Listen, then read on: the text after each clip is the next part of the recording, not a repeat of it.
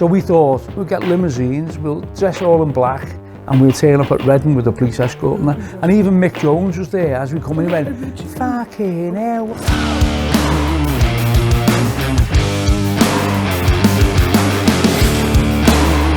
I jumped out of the limousine and started firing it off, and it was a fake gun, but nowadays you get shot for that, you know.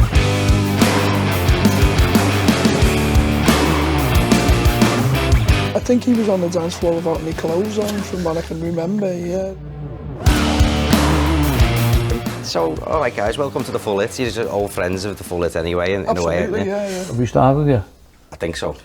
This isn't like a rerun. We can restart if you... No, I just thought you would introduce Take two. Well, in a way it is that. So I was telling Josh who you were kind of thing, but you know, in the clean version. And you know, do you feel like a legacy band now? Because it's not. What's a legacy band? They have this term. I've been reading a lot about it. They have this term now where it's like, if you're lucky enough to be like this legacy band, you can still make money going out touring because you've amassed enough like cachet and fandom over the years that you'll always be able to, with the hits you've had, you'll always be able to get a gig. Whereas a lot of the, you know, I don't like the word legacy though. Why don't you like the word legacy? I don't know. Because it makes you sound like you're ancient or something. Yeah, no, I get what you're saying. I think the answer is no. It's kind of like, for me, I know for me, it's not like legacy. You feel, I kind of still feel like you're heritage. Heritage. Protected. It's kind of protected. National trust. Yeah, it kind of feels like, you know, we're very, I don't know, I suppose we're quite fortunate to still be in a band. Most bands that have been together as long as they hate each other, don't they? Yeah. I prefer National Treasure. So there you go, the farm, National Treasure. Yeah.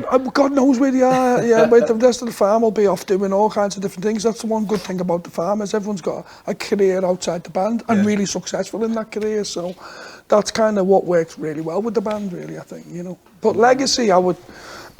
I'll just give you the one. National Treasure. National Treasure is possibly what it is. Madness ended up getting called that, didn't he? Yeah. Yeah, I think we're in the tradition of Madness, aren't we? Yeah, definitely. There's a through line there.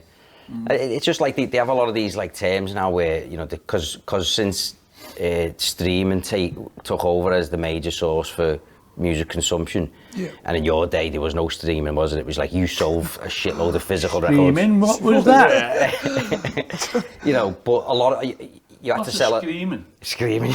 You had to sell a lot of records to be top of the charts, didn't you? Then. Yeah. Absolutely. Yeah. Hundreds of thousands, wasn't it? Yeah. How many did you sell with Spartacus?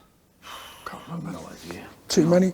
I think, but back in the day, really, if you kind of think about like physical sales, and if you know, just to kind of get a chart position, you would have to sell like thousands, literally in 1 week, 10,000 just to get in the top 40. Then, you know, so such was physical product. Then that was where everyone was consuming music. That was, you know, was through some form of physical product, you know, either a CD, piece of vinyl, or a cassette, or that type of thing. So. Really, you know, and then to get us like in the top 10, you're talking like 40, 50,000 records in a week. I think Spartacus went straight in at number one. I think it was around about 100,000 in 1 week. In 1 week, of mainly vinyl, you know, mainly vinyl and CDs. You know, it ended up selling. We were told it sold about 1 million around the world, but after companies that we were signed to, because we were licensing them to independent companies. You know, we didn't know how many they'd sold, and they never paid us. Yeah, you know, so it was like madness, you know. So 1 million copies, there or thereabouts worldwide, at an average of what, 15 quid? Yeah. It's a lot. Yeah. A lot of money. It's a lot of money. A lot of money. Well, I mean, as kind of Peter's just saying, we were an independent label, so we weren't signed to a major record label or anything like that when we put all of those early records out. We did it ourselves from an office on Wood Street with our mates. That's basically it. You know, and punk ethic at the time, you know. Go on. No, I was just going to say, like, what did that actually take to get records out at that time? Because for you to be an independent at that time, it's not like now where you can stick it on. Money. We had a financial backer. Right. Okay. Who's related to the Moores family, you know, grandson of the Moores family. So he backed it financially, and it was brilliant. But he had never worked in the record industry before, you know. Okay. So we were sort of like helping them out, and then they become successful, you know, with a blueprint from Kevin Sampson, who was our manager. That was the real blueprint, really. So they started selling lots of records, you know, and everyone was just thinking, oh, this is easy. You know, and it was until we stopped selling lots of records, wasn't it? Well, we kind of set out to try and get into the independent charts. That was it. That was the thing. Let's get in the indie charts, because the indie charts then, not the top 40 charts or your normal UK charts, the indie charts thing was then a real thing, and that was our aspiration. And it kind of went beyond that very, very quickly, you know. And in terms of that selling records all over the world, we hadn't really even considered selling records beyond the UK. And it was only when people started ringing us up from different countries saying, can we have your album from here and we have your album from there, we were like, we had to get a translator in who was a multilingualist to kind of speak to all the different languages of all the different countries that we were taking. And I always remember we did 19 independent deals with 19 or 20 different territories, like very, very quickly. When you say deals, what, like licensing deals? Deals. So, for example, when we went to, when we invited over to Spain, I won't name the record company, but they had the rights. And they took us to a warehouse and they said, oh, this is the bootlegging section of the warehouse, you know. That's what was going on, you know. Yeah. And, you know, one of those situations where it was like, you know, it was so haphazard, you know, it was so disorganised that that's the beauty of it in a way. We liked that at the time. Yeah. We based the company on Factory Records, thinking that was the blueprint, you know. Factory Records didn't have contracts. Everything was done like with a shake of a hand. Oh yeah, it was organised chaos, and we thought that was the beauty of it. But then when you start going, where's that money going from Germany or Australia? Yeah. You know, there was no way of accounting for it. Contract kind of thing at that point. Yeah. Well, you know, when they licensed it, produce when they licensed it, they'd have a contract with that. They'd have a lawyer doing that. Yeah. At that particular time, it would be really difficult to audit a company, an independent company, or halfway around the world. You know what I mean? And did you even have your eye on it, or were you just busy enjoying it? We were just too busy touring, you know. So we never really knew. But I remember when we were like out in America, you know, we were getting stories about Bill Drummond ringing up from the KLF going, who's behind this? Who's behind it? He thought there was a music guru behind it, you know, like a Tony Wilson or you know, someone like Alan McGee, you know, something like that. But it wasn't. It was just basically a bunch of people who've never had any experience in the record industry doing it. And, you know, it's an unbelievable story. Yeah. You know, it really is punk ethic. We were on Pinnacle, who were the distributors, whereas a lot of other indie bands who were, you know, indie bands, they were getting distributed by major companies. So give us an example of them. Who were your peers around that time, who you were kind of not in competition with, but, you know, would have been in the indie charts? I think by then, Factory were distributed by London Records. Yeah. So Factory had this appearance being a purely independent label, but they were getting major distribution, whereas we were on Pinnacle. It was a pure indie. And Pinnacle just couldn't keep up with the demand. It was crazy, you know, and we were having to, you know, trying to keep up with demand, and Pinnacle had never seen anything like it, you know. Yeah. What time period was this? 1990, 1991. Okay. And so, so it was like, you know, it was like a roller coaster, and we didn't know what to do really, you know. Was you using jobs briefly before that as well, or were you? Well, I'd been a youth worker. So, but by the time Groovy Train came along, you thought something's happening here, you know, and I better give it up. So I gave it up, you know, but I said, look, if it, in a couple of years, can I come back if it doesn't, you know, work out, you know. But, still waiting on the call. And I was working in Holmes Building. I was self-employed with Roy, and we were running a music course there for NACRO, which is the National Association of Rehabilitation of Offenders. You know, we were kind of working in music and still being in a band, you know what I mean, and that type of thing. And so everyone was kind of doing something. And as I said earlier, it was like wanted to be in the independent charts, and that was our aspiration and that. But then it kind of went way beyond what we'd ever imagined, you know, at that time. Next thing you're on a Seymour Stein, yeah, following you around Europe. Seymour Stein runs Side Records in America. He'd signed Talking Heads, the Ramones, Madonna, and he was following us around, and like my job was to ignore him. Yeah. Was he trying to sign it? Yeah, he was trying to sign us, but you know, my job was like just to ignore him completely. Like, you know, so made him even, you know, I remember him coming to Paris and he took everyone for me, except for me, I wouldn't go. Yeah. And it wasn't being, you know, I just had loads of interviews to do, you know, that's what he took us for a meal in Paris and then fell asleep halfway through the meal, you know what I mean, and which was fun, and then I remember we had a singing competition with him. Were you there when we had the singing competition? Well, no, Kevin Sampson told him that I knew like all the songs from Oliver and all the songs from West Side Story. But there's an element of truth in that. I didn't know them all, but I knew some of them. Yeah. And you know, when he eventually went out with these, you know, there was a singing competition. Why? Because what we found out was going out with him was how knowledgeable he was as an individual and a person. So you could mention a song to him, a most obscure song to him, and he'd know who'd written it, where they'd actually ripped the song from. Oh, that was based on this particular song. Who written it? Who the publisher was? Who the record label? Who recorded it? Who the producer was? The people that had played on the record. He was like an encyclopedic knowledge of songs. So there was a reason why he was where he was. Yeah, and that really kind of. You know, prior to that, we'd had this impression that all A&I people were pricks, you know what I mean? But when you kind of met the guy, it was like, well, hang on, no, this fella really knows this stuff. Yeah, but he was in it. He was the MD of Sire. And he was amazing, to be perfectly honest with you. So we kind of won us over through his knowledge. But then not only did he know all of this, he would then sing the song to you. So then during this kind of meal, we'd go, well, okay, then what about this song? And so we'd start singing songs to him. And it was like a singing competition kind of went on during the meal. And it was like a wonderful moment of realisation that this person is a genius, you know what I mean? And he was a genius, and he ended up coming over to Sound City a lot with Dave Picciolinghi, invited him over because he was like a legend of the music, and he passed away a couple of years ago. Like, but and we fell in love with him. Yeah. I mean, we kind of fell in love with him as a person, purely. Did you end up working together then? Yeah, we did end up working. But he signed us in the end.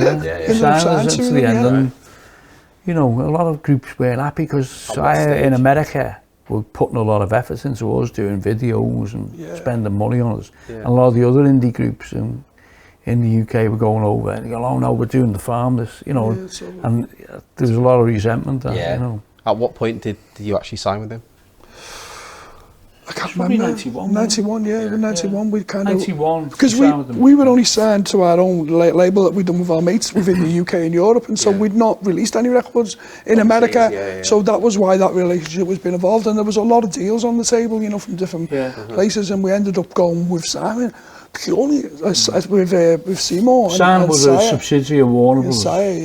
Seymour Stein used to work for Warner's, but he'd set him his own label up, you know, to do what he wanted, really. So the first thing we were told was like, you can't use All Together Now or Groovy Train videos on MTV in America, because one was Harry Cross singing into a bar of rock, and Brookside doesn't mean anything to America. And the other one was you don't know who Harry Cross is, you're too young. It was a character in Brookside. Brookside was a Channel 4 soap opera. You know, that thing. That thing, that's it. Well, Harry Cross was Bill Dean, the great actor, but he was the miserable train driver in it, you know what I mean? He was supposedly the miserable thing, and we thought, great, he's a bit of a grump, get him in the Groovy Train video, and that was the connection. Yeah, and like, you know, singing into a bar of rock like a microphone, but like smiling as well. You know, so it was all like the opposites, you know. And then we did All Together Now video, which was like a black and white video. You can't show black and white on MTV. A few years later, R.E.M. is doing black and white videos. And but that video, what we did, we just hired a pub in London and we put £5 behind the bar, and everyone just I invited all our family there and some friends, everyone just got wellied. Everyone just got levered for the day, and we filmed it. And that's the All Together Now video. And the Americans just didn't get it. Didn't get it. So we had to do another one in Manhattan. We were all on a London bus, double-decker bus, with a load of like students all. Sounds very Britpoppy a little bit. It was Britpop for Britpop, you know what I mean? I see that. And so what does it feel like though, when you're going from obviously having normal jobs and trying to get somewhere, and then all of a sudden being, inverted commas, pop stars? Bizarre, like, you know, but we never treated ourselves as pop stars or ever saw ourselves as pop stars and that. So we didn't really act like that, you know. So, for example, if we went out in London, we just go out in London as a group. Yeah. But if you went out in London as a group, you were fine. But other people would go out with protection, minders and that, and that's when people treat you differently. Like, Yeah. you know, that's when it. You just didn't need minders. No. The only time we had that, the only time we had minders, we did open the HMV in Newcastle. And it was like security, like a proper, like you'd see at a football match or whatever, like your proper security. And, Yeah. and they made like, and that became a bit chaotic because we were opening the store. And it became a bit like, oh my God. That's because the minders were there. Yeah. That's all. You know, it was, people have a different, because, Mindset when the public have a different mindset when people are getting protected like that, you know. But we also had like an entourage of all our mates there and stuff like that, you know what I mean? Well, so we kind of didn't need it. bunch. Yeah. Well, a lot of our roadies were people who'd been on the NACRO course, you know, rehabilitation, you know. Yeah. I've heard some stories through the days, like about some of the people. Football factory lads. We were rehabilitating people. and, Including band members. Yeah, I was going to say. Members, yeah, and so we kind of did. And so that kind of transition from that and not that, and being what you perceive to be normal, and then obviously being in a band that all of a sudden is known was weird. Do you know what I mean? What was that show you were on? It was Channel 4, was it? The Word. Yeah, that was it. Yeah. We were on the first ever Word. Yeah, I remember. That was my first awareness of you seeing that going. You know, you just look like Scousers, you know what I mean? You could tell. Yeah, but you see, during the 80s when we were trying to get signed to a major or whatever, the major companies were just saying, where's your image? And we go, this is our image.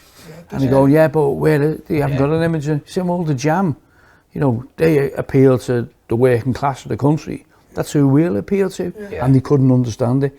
Yeah. It took really another 10 years till Oasis come along for them to understand it, you know. Yeah. The Happy Mondays were a bit like us at the same time. They saw us on the telly first, and they've said since, you know, they said, they beat us to it, the bastards. You know. When you say it, you mean like that kind of dressed as if you go on a match? Well, if you listen to like terrace culture. Yeah. But most people in bands at the time had, you know, the long overcoat brigade, wasn't it? You know, Wild Hair. So, yeah. So record companies. Pete Wiley, you mean? No Pete comments. Wiley's always had lovely hair.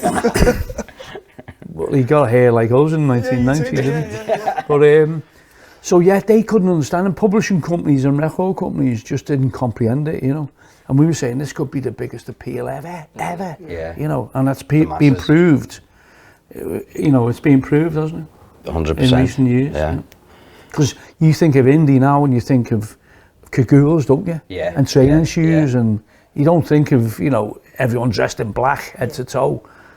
You know, I mean, even like Sean Ryder and all them, basically kind of said, you know, they saw the farm on TV and gave them the confidence. And gave them the confidence where it was like, okay, yeah, you can be like us. You can't look, they're just like us and they're on TV doing it. And it was like, and so there was, around in the 80s really, you know, in the mid 80s, there was probably us and them really, and maybe one or two other bands. It was us and them, and then there was another.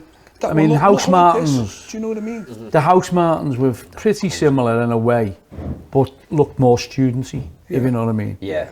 You know, Paul Heaton looked like he went the match. Yeah. But the others looked a bit like as if they were students, which they probably were, you know. Yeah. So there was very few bands that kind of had that type of look, and which is something that record labels and back then, didn't get. Every like genres had a scene, didn't it? You know, you had your heavy metal kids, and you had your, you know, your goths, and there was it seems like there was like 10 or 15 different, you know, scenes where you wanted to be, that's my crew, they're that type. It was still very much strated, wasn't it? Whereas now everything seems to be just, it's all homogenized. Yeah, exactly. A lot of it. But you know, we had 4 pages in the Face in 1990 before we had a record out.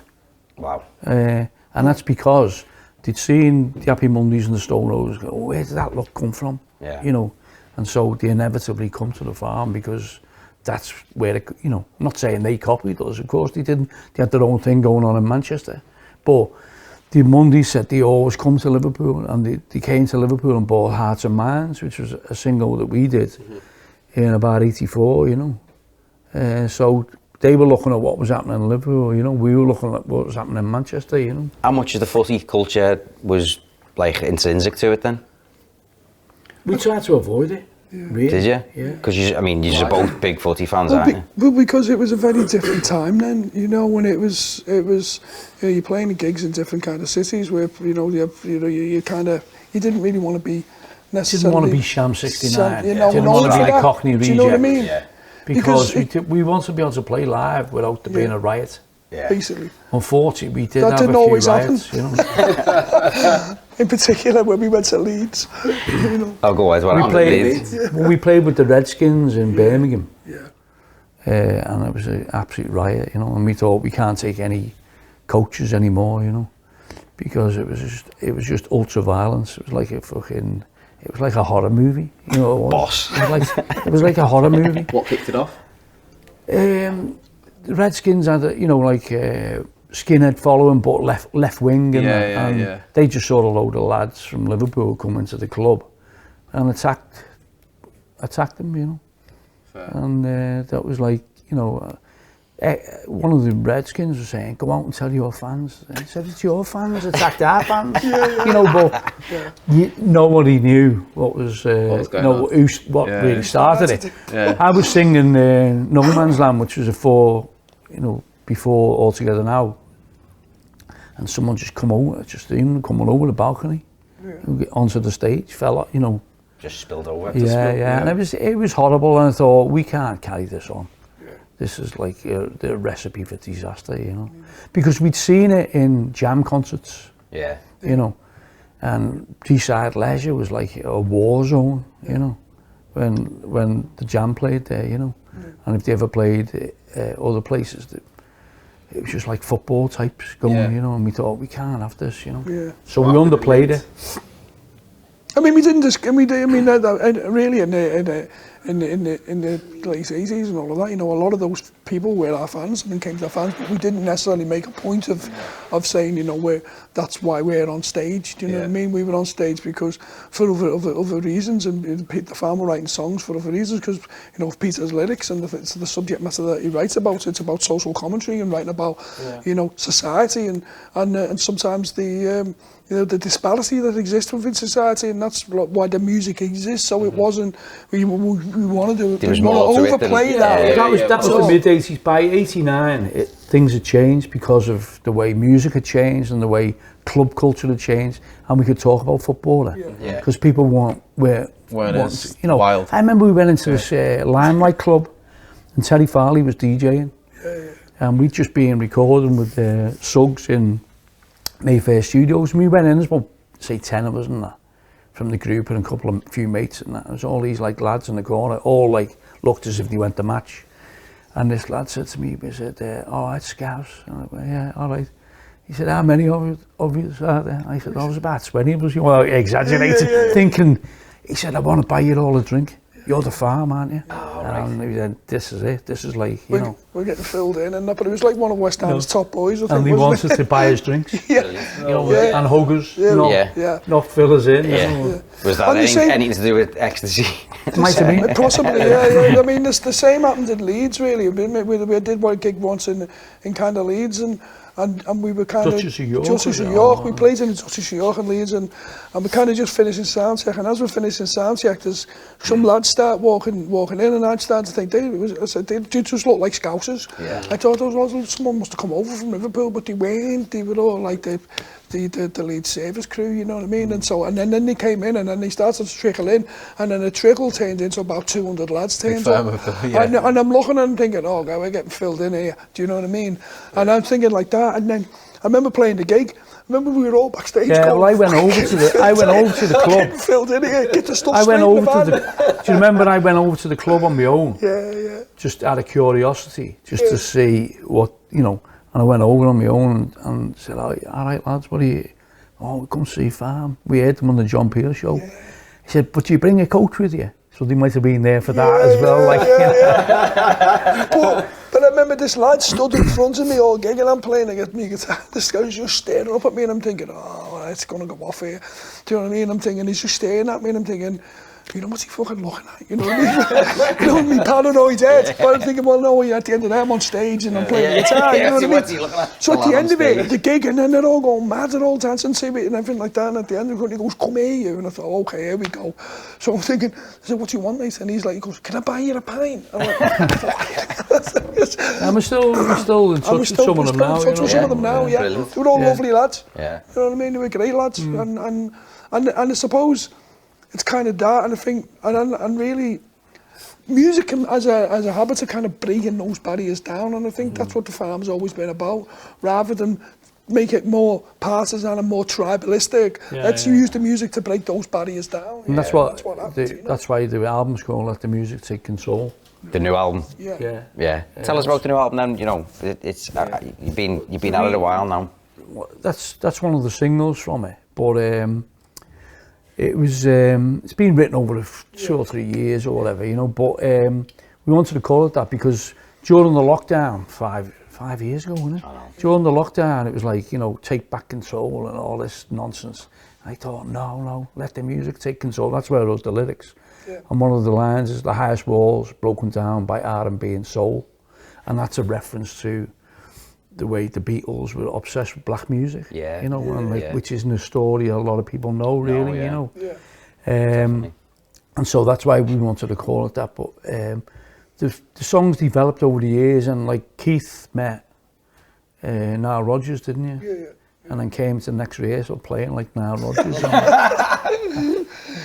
No, that was, I mean, I kind of sat through a masterclass of Nile over at Liverpool, and he was amazing. He was talking about like the Hitmaker, which is the guitar that he uses, and he's played a lot of his records on, and why it's such a special guitar in relationship to, it's actually thinner than your normal Strat because of the way, there was a period through Fender's history where they'd kind of people won't know what a Strat is. A Stratocaster's a guitar, obviously, you know, and is that what you play? Did you play a Strat? I was at the time, yeah. No, I play different types of guitars, you know. But and he was talking about anyway the Hitmaker, and then giving examples of his playing. And I've always admired his playing. Called the Hitmaker. Yeah. I've always admired his playing, and I've always loved, you know, some of the things that he's done. And me and Steve were kind of working on some music at that time that was influenced by, you know, lots of different things, Kraftwerk and all that. And I just went back and said to Steve, like, you know, there's an opportunity in this track to play in that style, and I'd always wanted to do that on a track, and so I kind of did on that track. You've got a like, very kind of positive, summery vibe on it, hasn't it? It feels like it's a song, optimistic. It's an album for the summer, I think. Yeah. When does it come out? 20th of June. 20th of June, in about a month. Yeah. And will you be gigging to go with that? Yeah, we got doing lots of in-stores, you know, like record shops, because we were big champions of vinyl back in the day. In fact, Spartacus on the vinyl, to get people to buy the vinyl rather than the CD or the tape, we had a free 12-inch remix of the songs from Spartacus. Inside. Okay, on the vinyl. Yeah, on the vinyl. But record companies, not ours, but other major record companies going, what are you doing this for? Vinyl won't be around in 10 years' time. And we went, well, we think it will be. No, it won't. We'll make sure of that, because they were trying to get rid of vinyl, weren't they? Yeah. And then, you know, and it's just brilliant now that, you know, it's just... Collector's item. It's brilliant that vinyl is now championed by the record industry, you know. And by a lot of young people as well. Yeah, it's fantastic. That's because people still want that connection, don't they? You want that physical connection to something. I mean, at the end of the day, you're consuming most of your music via streaming now. By streaming, and other than it being a piece of technology, what's that? That's a phone, that Pete. It's called the Abyss. It's the Abyss, yeah. I mean, there's no way, other than it being a phone and it being made dictated to people's lives. In terms of your music, there's no real kind of physical connection to it anymore. So I think vinyl's making a comeback for people that are really more into bands because of that sense of ownership. You want to own something, don't you? It also sounds better. It sounds better, doesn't it? I think it's, you know, we got conned the, you know, digital will sound better, but you know, we won't be scratched. There'll be no scratches. But you listen to vinyl, you know, on a record player. It's what we were just talking about then. Like, it's when they told, you know, footy fans the new stadiums are going to be better. It's like, because that's what you want. But what you've just said there about the technology, it's exactly that. They know they can sell it easier. They know they can make a higher margin on it. Yeah, exactly. Yeah, and is Blu-ray still going? You know what I mean? Yeah, I know it is, but is that... It's having a little bit of a comeback as well. Is it? Yeah. A little bit. I mean, I think the whole physical media thing where you for me, what it was when you started being able to download, going back a while, like even when the torrents came out and you had Napster and all that was going on, I remember going, I can just click this button and I can illegally download everything the Stones have ever done. Yeah. And so I did. Yeah. And then all of a sudden I wasn't such a big fan of the Stones. Do you know what I mean? Because I used to take the CD out and I go, right, I'm going to play Beggars Banquet, it'd be in a CD player for 3 days, and I'm going to play, you know, Exile on Main Street, and just having it all, it's overwhelming. It's unlimited access. Is I don't think it's healthy. Confusion. Yeah, you're supposed to curate well, the culture of your life. There's that element of discovery, isn't there? I mean, we like to discover things, don't we? We like to find something that no one else has got. Yeah. And it's kind of difficult with digital, that, but when you kind of used to, the only way you could consume music was to get up out of bed, whether it's snowing, raining, or whatever, storms and everything. You have to go out to your house and walk to the shop, and then listen to the music in the shop. And you don't want to be wrong about it, do you? And then look at your money and go, what can I actually afford? I can actually afford them free. Before you come in, it's like, there's a term they use now, I've heard it on a few things, sweat equity. Sweat equity. When you've put enough effort into something, you're not going to save up. Say you do a paper round or something, and you just want to buy an album. You buy that album. You're probably not going to think it's shit, because you've wanted it, you've desired it, you've gone and put that effort in. Like you say, you may have done something for it. You're going to make an effort to like it. Well, you're going to give it a fair crack, aren't you? You're going to play it 4 or 5 times, and now you just go, you've got some app telling you may also like. Well, do you know what? I fucking don't. It's crap. Well, that's what I mean, is that there's that sense of discovery, there's that sense of ownership, and there's that sense of possession that you get from something physical that you don't get from this, Have you still got farm records, like vinyl and stuff like that? Yeah, I've still got it, I've still got a record player, as we talked before. I've still got a record player, and I'm actually decorating the spare room at the moment to turn it into more of a music room, and I've got a place for the record player in there. Brilliant. And things, because, every now and then I like to go in and play some records, even though it, I don't know. Obviously, it must be an age thing, but there's that sense of hundreds of CDs. Yeah, today we've just got to sign loads of them today. But they're not, and cassette tapes. They're coming back as well. Yeah, we just don't. There's some people watching this that don't even know what a cassette is. It's mad, isn't it? Yeah. Well, it's about that side. Well, you need a pencil to wind it back up. No, we've just been the record label this morning, which is obviously a Modern Sky, and they're a local record label. We've just been in their offices this morning. Boxes of for 3 hours. For 3 hours signing stuff for these in-stores that we're doing. So brilliant. Isn't that boss that you can still do that though? Yeah. But I haven't signed my signature for like years. I kind of realised I was signing. No, my signature was changing. I was like, fucking hell, my signature's changing. It's like he's voided someone's eBay shit. So then I'm thinking, how can I shorten it so I'm allowed to do this for ages? You know what I mean? Just see what Roy does, but RB. RB, yeah. It does, is that what he does? Yeah, RB. When did it all kind of change for you as a band? Like, when did you first kind of hit the point where you thought, right, we kind of are a big deal now? Well, it was 1990, yeah.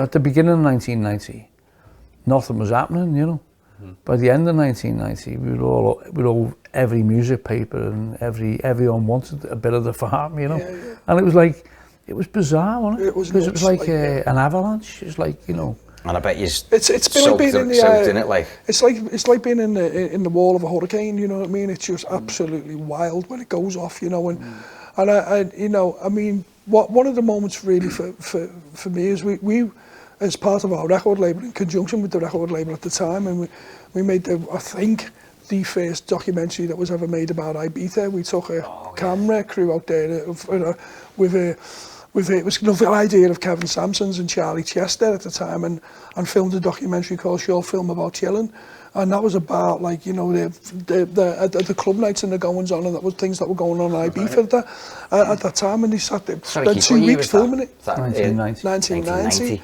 And I think that's early doors in the rave scene as well, and that was like the dance scene, the rave scene, and all of that. And we were out there with Andy Weatherall and Terry Farley and Rocky and Diesel, and I remember some of. I've seen the video back. I remember some of it quite fondly. One of the songs is about that period, called "Feel the Love." Yeah. We played the Q Club, and we only did 4 songs. That's all we were asked to do. One of them was Groovy Train, you know. I don't think All Together Now was written by then. But we did Groovy Train and about 3 other songs, and then we come out the Coup club, and this lad was there with a miner's helmet on with a light on. And it was DJ Harvey. At 6 in the morning. The Tonka stuff. And he said, come to the mountain. I'm going, what? What said, mountain? come to the mountain. We haven't got any electricity, no running water, but we've got a generator that we'll power the decks from, you know.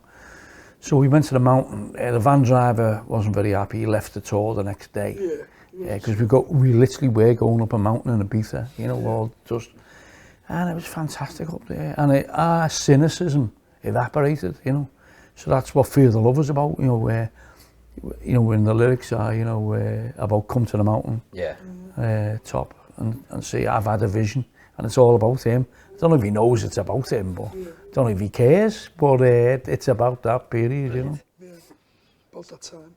Yeah. So as you, you know, as you grew at that point, I know you were saying before that things started to get a bit haphazard and you kind of lost control. Who was in charge then? Who was actually managing? Right. Well, you see, people listen to the manager in the first year, Kevin, and then they all start thinking that they're the reason, you know, they're successful, you know, and everyone starts having different opinions. And Kevin said, and he always said this, Stepping Stone was our first single with the new format, you know. We had the front cover with the sheep and flares and kickers, and it was a statement. But we only released it on 12-inch. If it had been released on CD and 7-inch, it would have gone to the top 40 probably, but we didn't have enough product. So after Spartacus was #1, he said, re-release Stepping Stone. And we're going, you can't do that. All our fans who bought the 12-inch, that's special to them. Well, no, really. No, and that's where it all started going. And he was right and we were wrong, really. You know what I mean? He was right. He was right and we were wrong. And, but we know at the time you're young and you've got that. We were kind of young, but we were all probably a little bit round the bend round then as well. You know what I mean? Because it's like we had no one really, kind of. You weren't paying into a pension, no. Yeah. No. It's a difficult thing, you know what I mean? And when you're kind of trying to go through it, and you've got no one really guiding you, and not that you would have kind of listened to the guidance anyway. Was the other bands around you you could kind of mirror yourself off? Learn from? Suggs had said to us, whatever you do, lads. How did you come about to be involved with Suggs? We met Suggs on the Oxford Road show in the 80s, and we sort of like half kept in touch with him, but we didn't, you know, not on a regular basis. And then some lad who, you know, who lived in London, who used to write to the End and was an End contributor, the magazine I used to do, he said, I live around the corner from Suggs. So we went and said, would you be interested in producing the farm? And then Kevin Sampson got in touch with him. So there was that connection there, but he'd said to us then, whatever you do, don't employ all your mates. And have someone who's independent, who give you some judgment. What did we do? We employed all our mates, and you know, it just became chaotic, you know. And, But you're still together, so you know, there's that. Could have been that bad. Yeah. And I know some of your mates. Yeah, I mean, I think it's a learning curve, isn't it? It's a learning curve, and I think the fact that the farmer, like, you know, almost like the last gang in town, you know. I mean, we're not, you know, none of us are perfect, you know what I mean? And I think everyone in the band knows that. No. I know I'm not, you know, and I think all of us kind of, you know, with age, you kind of mature a little bit, don't you? You know what I mean? You know that you're not perfect, and you know both of you have also. You know that you make mistakes in life. Gave loads of advice to up and coming bands. You've been involved on the scene. I mean, I don't know whether you remember this. You gave me my first job. Did I? Coming from film school. Oh Christ! So Krakatilla. I directed the music video with Damien for that, didn't I? I remember that. It was a great video, that as well. It was all like on Super 8 film and things like that. What was you? It was Honey Records. Honey Records. I was running a record label with Matt Glynn. That's right. So you've always, no matter what's gone on with the band, you've remained involved in not just music. You know, between the bands, you've got so many like. Different, I mean, Roy and Carr both do films. You know. Very successfully as well. Steve has done lots of dance stuff in the past, you know. What, he's a dancer? He's like, you know, he goes out under different names, and he's still, you know. And you know, we worked with Mike Descala from Camelfat in the early days, you know. So, but and I've done a few books about Liverpool Football Club, you know. Yeah. And a few documentaries. But yeah, we keep our hands in, you know, in terms of culture. Yeah. So I mean, yeah, that's what we've done really, and I think the group has become, you know, it was like, I think there was a few health scares that, you know, Steve had a health scare, Keith had a health scare, you know. I think that brought us closer together, I think, you know. Yeah, realise what you've got. Yeah, and I think Steve said at one stage, when he was on his hospital bed, he contracted bowel cancer. And it was about 2004, he was in his hospital bed with all wires attached. He thought, why didn't we play more? Why didn't we do more? Why didn't we record more? Yeah. And it was that, when he recovered from that, he said, okay, let's get back on the road and let's start recording, you know. That's, and I think with your throat cancer, you know, it's been Keith really been the main catalyst for this, you know. Yeah. I don't know why. But, Just, you know, I think it's just a case of we were writing again, just more for fun, and we had these ideas, and we kind of went in and did some recording, and I kind of sat there and thought, you know, I thought these tracks sound great. Do you know what I mean?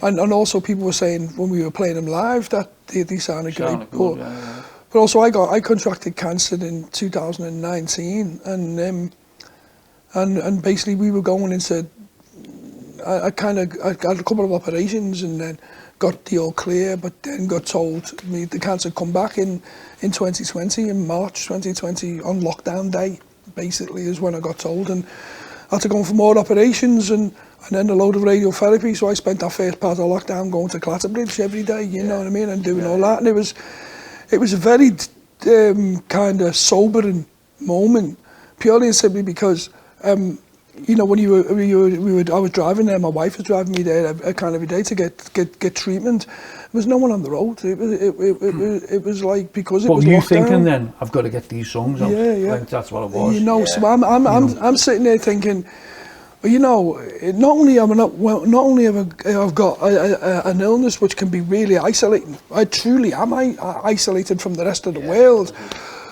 We've got these kind of songs here, you know. If I'm not going to be here in a couple of years' time, I would really like to kind of get this out there, you know, and that type of thing. So I thought that was the case, but I've never asked him. Yeah. I thought that was the case, but I've never asked him because I didn't want to buy into But you can see it why. was always Keith. You know, let's do this. Let's get these out. Let's get these out. And we were all like, you know, oh yeah, maybe next week. Mañana. Yeah. I kept pushing it, you know what I mean? And I kind of come out of that, and I was just thinking, these deserve to be heard. Yeah. And even, you know, and also, we were under no pressure to do it. And I was saying to these, we can just do this ourselves independently. Don't need anyone, let's just do it the way we always have. Yeah. So we started to do that, and then we started to get Radio 2 playlists and all kinds of people. It was Ditto, was a local company, wasn't it? Mike Murphy we were working with. And Mike Murphy, and then Modern Sky picked up on it. Yeah. How do you think you would have done putting music out, you know, like you did when you first started? How do you think you would have done doing it now? It's a different landscape so much, isn't it? Yeah. Totally different. It is a good question, though. You know, just in terms of what you did, it's like it's almost like saying what would a young band, what would a young fan do today? I think we'd have adjusted well because we always had an independent mindset and a DIY mindset, and so really most bands and artists now have to get themselves to a point through their own efforts before anyone will invest in them or even look at them. So I kind of like to think we'd do all right, you know. Like Red Rum Club and say Quayside, who've been helped by the group, bit of advice or whatever. And they're the two bands are most like the Farm, really, I think. You know? I mean, Keith told me about Red Rum Club years ago. You were on them dead early, weren't you? It was like 2017. Well, that was because they'd done one of their first gigs. They kind of. They did with us, you know. They supported us in Leeds, and now we're supporting them. Yeah, what happened was we were doing a Leeds gig. We were doing the old stuff from Pastures Old and New, stuff from the 80s for Simon Moran, you know, because that's what he wanted. And the support band had to pull out It was in Leeds, wasn't it? Yeah, it was in Leeds, yeah. So I got in touch with the manager, George Wilson. Said, can you make it tonight?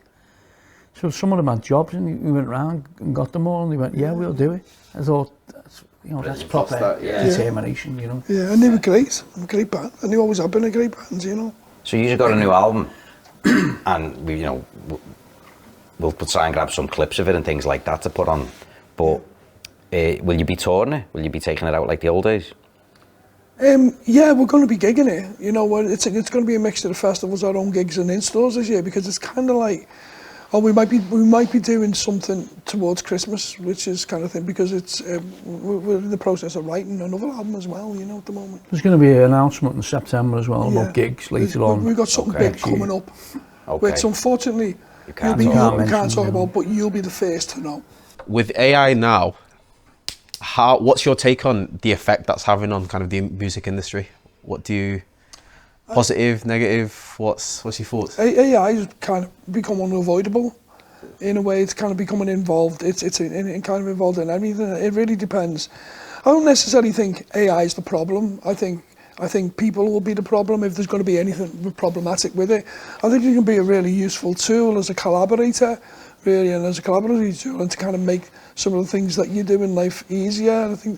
I just think it's, there's a lot of issues with it, and as long as it doesn't take over, it's like, when people got iPods and digital stuff, this is the future, and it's going to be just that. Vinyls go, but that's the problem if it takes over. But someone sent me something there, the Beatles in My Life, coloured photos. I don't know if you saw it. Yeah, I think I have. And it's all AI generated, and Lennon's playing. And I just thought, I'd rather see the black and white photos, the original photos with the song. That to me is more important than a colourised, AI. I think the thing with AI is what you just said is nailed it. It's like, if it's a utility, if it's something that makes your life easier, that speeds up a process, a thing. But if it's just the be all and end all, and it's just like, because you can go, it's like, oh, there's the Beatles playing Karma Police, bang, type it in, that's a prompt, and it sounds like the Beatles, and it's Karma Police. It's not interesting anymore, is it? But not only is it not interesting, it's like, what's the point in everything else? If that's how it is now, and now is the worst it's going to be, tomorrow it's better, the day after it's twice as good, the day after that 4 times. If it's exponential like that, that's the worry I've got. It's not, is it a good utility? It definitely is, but it will. I mean, we've had all of this stuff about it's AI is at every song you've ever made. It's ingested it. Where's your check? Exactly. Yeah. Well, there's major issues right now in relationship to copyright law, and there's quite a lot of organisations like UK Music and various other organisations that are raging against the government for the attempted to change copyright law. You know what I mean? Which would mean that creators are not going to get paid for their work and their work being used. Yeah. I think that's completely wrong, and that needs dealing with. There needs to be some form of kind of regulation in that sense, because creators, I suppose, and musicians they're hardly getting paid anything anyway. The value of recorded music is significantly decreased. They're getting paid for buttons anyway. The last thing that they've got is the income that they can earn from the things that they create and they're publishing. And if you start to take that away from them as well, what's going to be left? No one's going to be left, and then you're going to be left with this sterile thing. Because if you can have access to everything, and you take away all of that sense of mystery and discovery, there's nothing left. It becomes boring. And I think there's a chance of that kind of happening. It needs to be something that we can collaborate with, that we can use, that can enhance the creative kind of ideas and ideologies, I suppose, that we already have. That's the kind of way I think it can be really beneficial. If it runs away of itself unchecked, then we're kind of we're on the road to, like, what you call some we're kind on the road to nowhere. Good idea for a song, man. We're on the road to a commercial apocalypse. I think it's already, the thing about what they're saying is, supposedly, we have to just pause copyright. You guys don't need money for a bit, because if we don't compete with the Chinese, or don't compete, we'll fall behind on AI, and then but you just can't rewrite the copyright laws, and for that purpose. You can't. I mean, we've got, like, it's not even like kind of laws. It's you know, it goes back 300 years, you know, to the Statute of Anne, and that, you know, the creators need to be compensated for the work. If you're not compensated for the work that you do, how do you earn? How do you earn? How do you eat? You know what I mean? And that's ultimately the discussion that people need to have, you know. You know, just because you can stream music doesn't mean that it hasn't cost someone somewhere something to make it, you know. So on that point then, okay. well, Sorry. How would you kind of differentiate the business behind, you know, record labels putting on shows back then to now? Whether you're kind of talking it from your angle in terms of you guys running independent, or whether you're talking about being behind the label? Well, back then it was all about the shows promoted the records. Yeah. Now it's all like the music's there as a platform to promote your live stuff. Yeah. You know, and your merchandise and the whole 360 deals they talk about where everything's in-house, you know. Yeah. Whereas back in the day, we'd get like a tour support from, say, Sire Records. They'd give you a load of money to enable you to tour America, because it was going to lose money to promote your record sales. Yeah. Right. So in terms of getting paid from shows, was that more of a focus back then than it is now, or would you say it's the other way around? I think there's a lot of artists out there at the moment that, you know, kind of rely upon the live. That's where they're earning their money, and then Peter's... Well, they're not getting it off Spotify, are they? No, and it's been completely flipped. If you get 1 million downloads on Spotify, it's £3,000 to the songwriters. You know, It's crazy. You know, and like, It's crazy. you know, So it's that guy who owns Spotify, he's the richest man that's ever existed in the music industry, more than Paul McCartney, Mick Jagger put together. It's just like he's... But if you'd done 1 million record sales back then, you're laughing. You know. So what happened to the money? It's on a million, isn't it? What happened to the money? He told you to We did the second album in London, and to be fair to Keith, he was asking the accountants, "What does this mean? What does this mean?" And we spent like £330,000. It was criminal, really. A lot of money then. Just to stay in London to try and record the next album. Yeah. You know, instead of coming up here and doing it dead Over cheap. about a month. You know, and it was like we were staying in hotels, good hotels, and I don't like thinking about it. The recording studios would cost a lot, and we go, what are these figures here? So it's £330,000 for the album, and it wasn't even finished, you know. But we were going to get an advance off the record company for the next album if it did well, which was like, you know, a lot of money. But you know, it never happened, did it? No. And you always kind of presume it's going to go well because you're up there. Yeah. So, you know, it was like, it was about 92, 93, it was traumatic, wasn't it? Because we had to lay everyone off, you know, and we had to go into liquidation as a company, you know. Crazy. But that was because we were spending too much money. Yeah. Still, And there was money no plan, coming in. I'm guessing. There's kind of lessons. No plan, no organisation. There's kind of lessons you learn, isn't it? That some of them are the hardest lessons that you'll learn in your life. You know that you. What's this story I heard about? Was it like a Madonna party or something? And Glenn Monaghan. What was that? The Salt and the Pink. I don't know. I think he was on the dance floor without any clothes on, from what I can remember. Yeah, he'll hate me for saying this. You know, it was AI. It wasn't really him. It wasn't really him. It wasn't him. Yeah, it was an AI kind of incarnation of him, really. And I think he just decided to. The beauty of it was he took all his clothes off in the thing, but folded them all up really neatly at the side of the dance floor, and then boogied on down with no clothes on. Did anyone? No, I don't think anyone batted an eyelid. You know? It was and we didn't have kids then. We did, I think his kids would be quite proud of him, you know. Them were the days when you could... Obsessed with streakers, wasn't he? Yeah, them were the days when you could kind of do things like that, and it wasn't really in any way offensive, you know. It was... Times have changed. I mean, that's the thing, you must have had a boss laugh on doing it. What's touring America like? That must have been... It was amazing, yeah. Keith went to Reading Festival once with an imitation gun. Nowadays that would be, but there was no real gun crime then. Yeah. And Keith had a Magnum, and it was What it was is because because a lot of the music journalists like looked up to various groups who were glorifying gun crime. Yeah. It was just a piss take on that. So we were but they taking the didn't piss. get it. They just thought he'd gone crazy. You know? I jumped out of a limousine and started firing it off, and it was a fake gun. But nowadays you get shot for that, you know. Yeah, and like it was, You know. nobody got the joke. We went to Reading with a police escort in limousines, because at the time a lot of journalists were saying, oh, you know, they're not pop stars. They're not pop stars because they look like electricians and plumbers and all. It's all anti-working class stuff. So we thought, okay, we'll get limousines, we'll dress all in black, and we'll turn up at Reading with a police escort. And even Mick Jones was there as we come in and went, fucking hell, what's going on? No, but originally we had the local Hells Angel chapter. We were going to get the Hells Angel chapter to take us in. Reading wouldn't let them in because they were banned, because the last time they did, they robbed all the money. But the idea was it was the opposite to us, you see, Hells Angels, and we were like the mods, you know, whatever. And these creative Hells Angels were going to ride us in on all their choppers and that. They were going to do it as well. They were going to do it. They were going to delight us. But then, yeah, we like you guys. You know, journalists were, you know, that was, you know, journalists just couldn't get their heads around what was going on, you know, and like, what the fuck's going on with these, you know what I mean?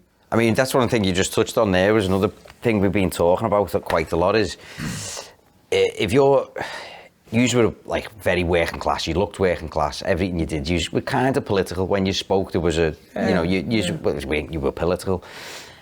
With all the discussions that's going on, can working class kids form a band and be in a band and do, because it seems like you need a bit of dough to do it. Yeah, but I think, you know, things like the or you need to Res Rum Club and Yeah. Quayside are proven you can. You can, yeah. You know. Yeah. And there'll be other bands like that all I'm around the just country, saying, but obviously the privately educated musicians have tended to become more important and more important. But that's also. Do you think there's a working class voice missing from popular music? Yeah, I think Possibly, I think it is, because that's also I don't think it's because they're not there. They kind of are there. It's just whether or not You need to get a job. Well, no, it's the media and certain kind of the gatekeepers, as opposed to the industry. Seen. Is that what it is? It's no, they're not kind of going to them as a first port of call. You know what I mean? So it's like, you know, if you look at the charts now, there's not very many kind of working class bands in the charts. Do you know what I mean? But it's a difficult discussion to have, really, because It does seem a little bit ballless. Yeah. Well, I mean, that's largely down to the kind of the labels and the people that are kind of signing the bands to kind of put them in that particular position. So is there a vacuum for a certain type of voice? Possibly, yeah, but it doesn't mean the voice isn't there. The voice is there. It's whether or not it's got the opportunity to be able to and no one knows speak. what's around the corner, do they? No one predicted punk. You know, look. No one predicted Acid House. You know, no one predicted it, so you just don't know what's around the corner. You know, so. You know, good example of that, the people like, you know, look at Jamie Webster, you know, look at Red Rum Club, he's saying, look at Quayside, these type of kind of bands that aren't necessarily from kind of finishing school, you know what I mean? They're not, you know what I mean? Look at the lad who plays the piano. What's Brad Keller, is he? Off the TV thing. You know, look at him. He's, you know, self-taught, isn't he? You know? Yeah, unbelievable. Yeah, unbelievable. Like you say, you don't know what's around the corner. It just, for me, feels like it's almost like it's set up so that you can't do what you guys did. You know, I don't know what your like earnings were like when you were doing your jobs, but you know, you had to work and be in a band. But if you're at a point now where the people who are making it, the people who've got the time to do music full time, well, that means they've probably got the bank of mum and dad to, you know, kind of prop them up a little bit, or there's something that is allowing them to get good at it. And obviously in our day kind of thing, there wasn't as many distractions, was that you were either in a band or, for me, I think there's been studies on this, haven't there? And they say, you know, that the percentage of people who come from, say, ordinary backgrounds and went to ordinary schools has been, the percentage has been going down. But you know, I don't know. You know, I think you'd have to look at the figures, wouldn't you? You probably know more than me. I mean, well, it has changed. It has kind of changed quite significantly. There's a lot of studies. And there is a kind of a lot of research into it. And I think that there was a change in the noughties, I suppose, really, when the noughties, but a change really then where kind of going to university became a lot more prominent and kind of more of a political thing. And obviously the Labour Party of the time wanted 50% of kids leaving school to go through university, and then the universities then became kind of the breeding ground for the new kind of artists. But, you know, since the last Tory government had 10 years of, 13 years of them, do you know what I mean? And it kind of killed a lot of that. So, yeah, well, so, you know, it hasn't necessarily been a destination for working class kids, has it? You know what I mean? And not necessarily do want to get into that type of debt.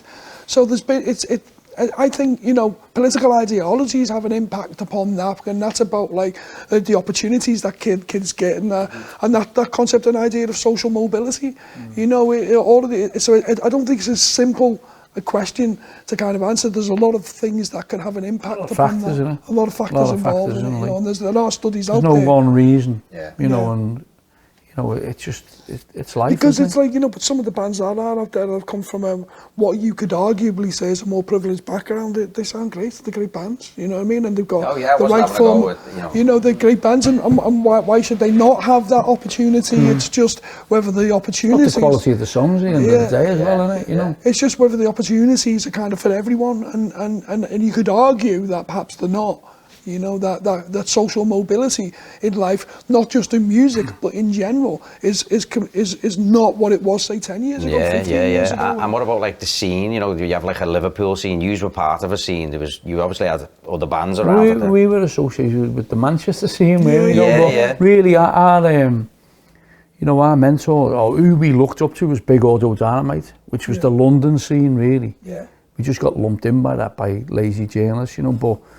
we were the outsiders in Liverpool, really, because we weren't like other groups, you know, really, I think. Yeah, I don't think we've ever felt part of the Liverpool scene, you know, and I don't, you know, and I don't think that's a bad or good thing. I think, you know, we broke through really as belonging to more what we saw as a more universal thing, which is more of a national scene. I mean, I wasn't so much just thinking of it at the time. I meant, you know, like, obviously, as time goes by, I mean, I remember filming you guys at the Casa show, and, you know, John Powell was there, and you know there was a lot of, you know, bands from the same era as you, not necessarily you were in a scene with them, but you know that there's plenty of people and bands from then who are still crushing it now, you know, really really good, and that was a top gig, that, you know, obviously.